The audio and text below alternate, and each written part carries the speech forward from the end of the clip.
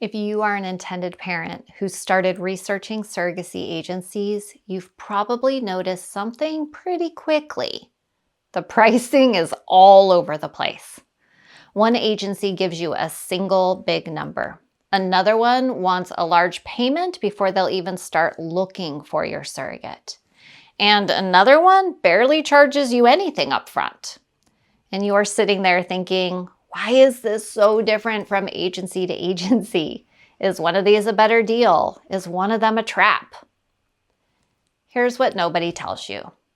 These aren't just different prices. They are three fundamentally different business models. And if you don't understand how each one works before you sign with an agency, you could end up locked into a structure that doesn't fit your priorities at all. I've been running a surrogacy agency since 2011, and over the years, we've managed hundreds of journeys. And here's why I think I'm the right person to walk you through this. We've actually operated under versions of all three fee structures that I'm about to describe. We've lived inside each one of these models. We've seen what works, what doesn't, and why. We've talked to intended parents who came to us from flat fee agencies, from large upfront payment agencies, and from other milestone-based programs. So what I'm sharing with you today isn't theory. It's not me reading from a brochure. It's what I've learned from years of being on the inside of these models and watching how they play out for real people going through real surrogacies. Before we get into the three fee structures, I want to set the stage with something that will make this whole conversation easier to follow. In my experience, intended parents generally fall into one of three priority buckets when they're choosing an agency. The first is time. You wanted a baby yesterday and speed matters more than anything. The second is finances. You need this to be a cost-efficient and financially manageable process. And the third is what I call social considerations. You have specific criteria for your surrogate that are deeply important to you, and you're willing to take more time to find the right person. There's no wrong answer in this, but knowing which one of those sounds most like you is going to be incredibly useful as I walk through these models, because each structure tends to serve one of those priorities better than the others. Okay, let's get into it. The first model is the one that looks the simplest on paper, but it's got more going on under the surface than most intended parents realize. The flat fee model. This is where an agency gives you one number, one big, clear, upfront price. You pay it, and theoretically, that covers your surrogacy. And there's a real appeal to that.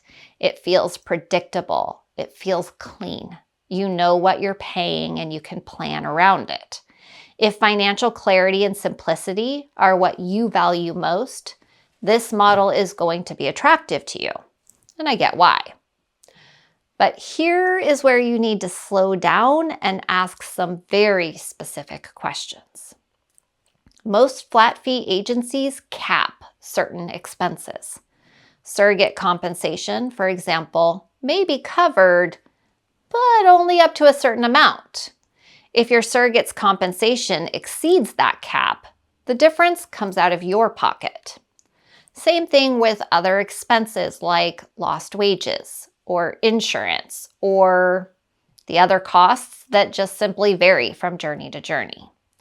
So that one simple number may not actually be the final number. And that's not something you're always going to see or hear during a consult. There's something else worth understanding about how these agencies operate. Flat fee agencies typically run on an economy of scale model. They're handling a high volume of journeys, and they pay third-party providers themselves, attorneys, escrow services, medical coordinators, etc. This allows them to negotiate better rates. The profit comes from what's left over after the journey expenses are paid. So in a straightforward, uncomplicated journey, there's margin. But when a journey gets expensive, and some do, a simpler journey's margin is essentially subsidizing it. What that means for you as an intended parent is that in a flat fee model, you are participating in a system where your fees may be balancing out someone else's more complex surrogacy. You are functioning, in a sense, as part of the agency's insurance pool. And the other thing you need to know, and this applies to any model where a large sum is paid up front, is the lock-in factor. Surrogacy agencies, as a rule, do not offer refunds. That money is spent from the moment your surrogacy begins. So if something goes wrong, or you become unhappy with the experience, or you want to switch agencies midstream for whatever reason, you're out that money. With a flat fee model, that's a significant amount of money to have on the line with no recourse. That doesn't make it a bad model. It just means you need to go in with your eyes wide open. Okay, so that is the flat fee world. Now let me walk you through a model that looks kind of similar on the surface, but works quite differently, and the distinction matters more than most people think. The second model is what I would call the large upfront payment model, or pay at hire model. This is not a flat fee. The agency isn't giving you one all-inclusive number. Instead, they're asking for a significant payment of the agency fee before they begin the matching process. Think of it as like a commitment fee. You're putting serious money down before you've been matched with a surrogate. Now, the obvious downside here is the same lock-in issue. You're writing a big check early in the process, and if things don't work out, that money isn't coming back. So the financial risk up front is real. But here's the upside, and it's an important one. When an agency has received a large payment from you before matching, they are now financially committed to your case. They have skin in the game. They've got your money, which means they have a strong incentive to match you and to match you well. That doesn't mean necessarily that they'll rush it, but it does mean that your case is a priority because the agency has already been compensated for the work they're about to do. You are not just one profile in a stack waiting for attention. You're an active, funded case. If time is your top priority, if you need things to move and you want to feel confident that the agency is actively working your match, this model has real appeal. You're paying for urgency in a sense. The trade-off is the upfront financial exposure, but what you're getting in return is commitment. Now, the third model is the one that I think catches most intended parents by surprise because it sounds almost too good to be true at first. But it's got its own trade-offs, and they're important to understand. Milestone-based payment, or pay-at-match programs. This is where you pay little or nothing before being matched with a surrogate. Instead, your payments are tied to specific milestones throughout the surrogacy. It might look something like this: a small application fee to get you started, then a payment at records review, another at medical clearance, another at legal clearance, broken out into stages that correspond to actual progress in your surrogacy. Now, the specifics will vary from agency to agency. Not everyone structures the milestones the same way. But the common thread is that almost all milestone-based agencies require full payment before the embryo transfer occurs. The appeal here is obvious. Your financial risk is dramatically lower in the early stages. You're not handing over a massive sum before anything has happened. You're paying as you go. And if something falls apart early in the process, you're not out tens of thousands of dollars with no recourse. For intended parents whose primary concern is financial flexibility and managing risk, this model is incredibly attractive. And it's popular. which is actually worth talking about. Because here is the trade-off. Milestone-based agencies tend to be popular precisely because the barrier to entry is low. And that means they often have more intended parents on their roster at any one given time. More intended parents competing for the same pool of available surrogates. Which means, and I want to be straightforward with you about this, match times can be longer. Your profile may be one of many that an available surrogate is reviewing. And because the agency hasn't received a large payment from you yet, the financial incentive to prioritize your match over someone else's is realistically lower. That doesn't mean you'll be ignored. It doesn't mean the agency isn't working hard, but it does mean that patience becomes part of the equation. If social considerations are your top priority, if you have specific criteria for your surrogate and you're willing to wait for the right person, this model can work beautifully for you because you're not hemorrhaging money while you wait. But if speed is what you need, this model may test you. So now you've got the full picture of all three models. But before I wrap up, there's one more piece to this that I think ties the whole thing together, and it's the part most people skip.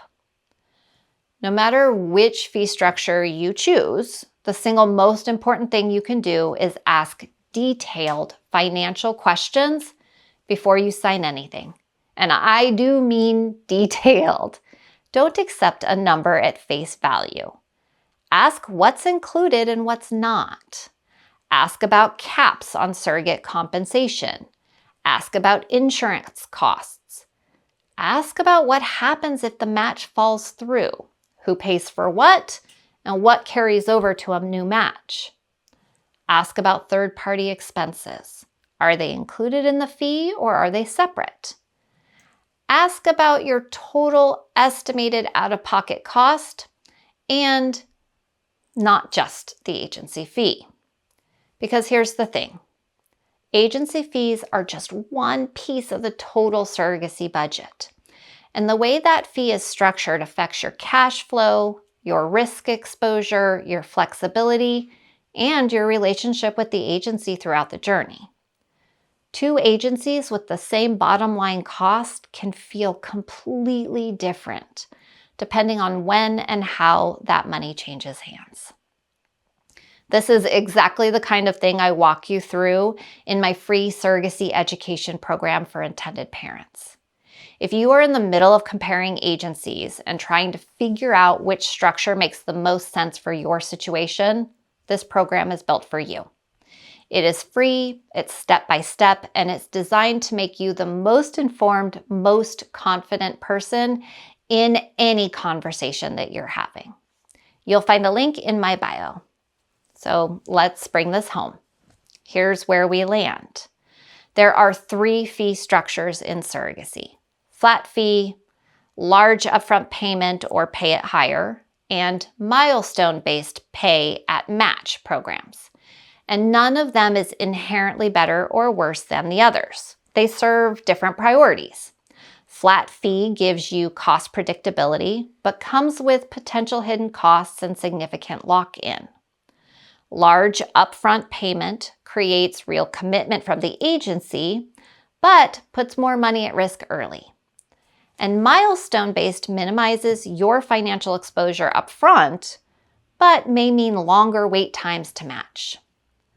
The right one for you depends on what matters most: time, finances, or your specific criteria for a surrogate. Know your priorities, ask the hard questions, and choose the model that fits how you want to move through this surrogacy.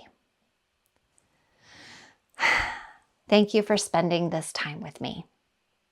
Remember, you are not doing this alone. Because my whole heart is with surrogacy, my whole heart is also with you. See you next time.